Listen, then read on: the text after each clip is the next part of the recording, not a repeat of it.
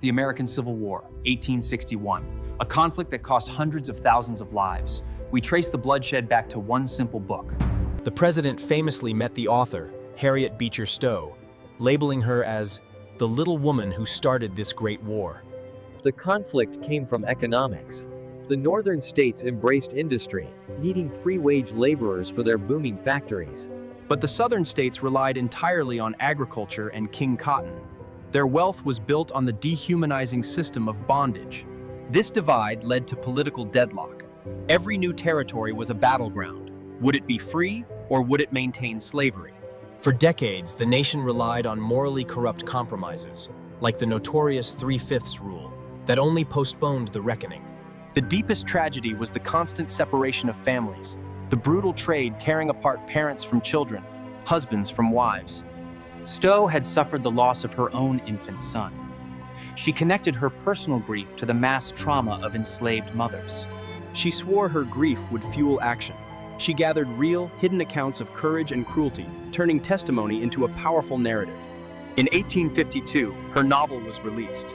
It was an emotional grenade designed to shock the consciences of comfortable Northern society. Eliza's future hangs by a thread as a cold negotiation unfolds, threatening to tear her family apart. She acts instantly. Driven by raw maternal love, she flees into the brutal winter night, choosing the terrifying risk over certain loss. The pursuit is immediate and relentless. The Fugitive Slave Act meant no place in the country was truly safe for a person seeking freedom. She reaches the Ohio River, the last, most dangerous border. The river is not solid, but filled with churning, jagged ice flues. With incredible courage, she risks death with every step. Her physical ordeal becomes a symbol of the struggle for dignity. The chasers are defeated not by strength, but by a mother's will. The river, nature itself, seems to favor her courage. Eliza finds shelter with a senator's family. The senator's wife is disgusted, unwilling to touch or acknowledge the reality of human suffering. The senator, a man who wrote the laws demanding her return, is forced to confront his abstract beliefs with a terrifying human truth. His empathy wins. He chooses compassion over the law, making a personal choice that defies the legal system of his entire nation. With the senator's help, Eliza and Harry continue their path to Canada. A single act of kindness can redirect destiny. Tom, in contrast to Eliza, makes a moral sacrifice. He accepts being sold to ensure his own family can remain together, for a time. At the auction, he is a figure of spiritual strength. He is property to them, but a minister to his God, challenging the humanity of his buyers. His journey down the Mississippi River is a slow descent into uncertainty. He finds solace and protection only within the words of his faith. He meets little Eva, his new master's daughter. Her pure heart instinctively cuts across racial lines, recognizing Tom's inherent goodness. Eva becomes Tom's light. Their deep, affectionate relationship highlights how easy it is to treat others with dignity when uncorrupted by prejudice.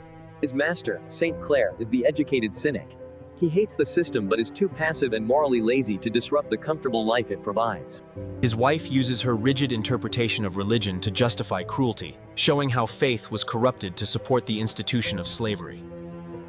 This is the moment that truly reshapes the Oldage family, a turning point where profound grief meets a dawning understanding of their own moral struggles. Eva's passing removes the one truly pure voice that protected Tom, leaving him exposed and vulnerable to the system's worst elements. St. Clair is killed before he can sign the papers to free Tom. Good intentions fail, and Tom is left as property once more. Tom is sold again, deeper south. His journey is now a final descent into the truly dark heart of the plantation system. He is delivered to Simon Legree, the human embodiment of sheer malice and cruelty. Legree sees him only as a tool to be broken. The Legree plantation is a hell on earth. There is no pretense of kindness, only raw, unending brutality and psychological abuse. Tom attempts to maintain his dignity, offering hope to his fellow workers, but Legree works hard to crush their spirits, not just their bodies. We meet Cassie, whose child was sold away. Her trauma is so deep that she resorts to despair and escape through substance abuse to numb her pain. Legree tests Tom's very soul. He demands that Tom become an oppressor himself, forcing him to inflict cruelty on his friends. But Tom refuses. He chooses moral purity and personal suffering over moral compromise. His defiance challenges Legree's entire corrupt system.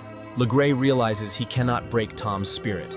In a final, defeated act of rage, he orders Tom to be beaten nearly to death.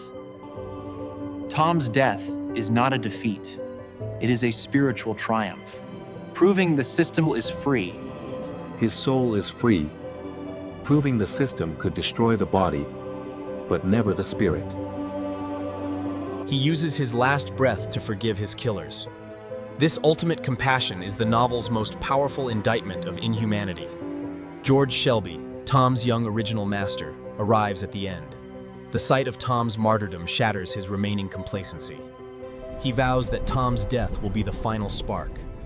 He commits his life and his fortune to fighting the brutal system. George Shelby returns home and immediately sets all of his family's inherited slaves free. Tommen's legacy is the immediate act of emancipation. The book became the bestseller of the 19th century.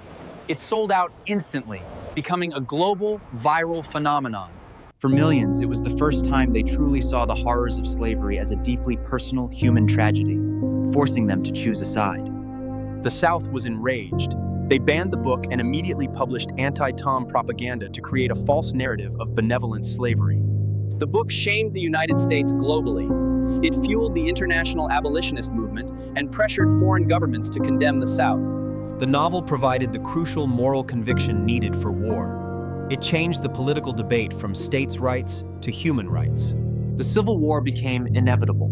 The words of this book ensured that the fight would forever be seen as a moral crusade against injustice. This small book, rich with stark truth, shows how stories can change laws, expose corruption, and win wars.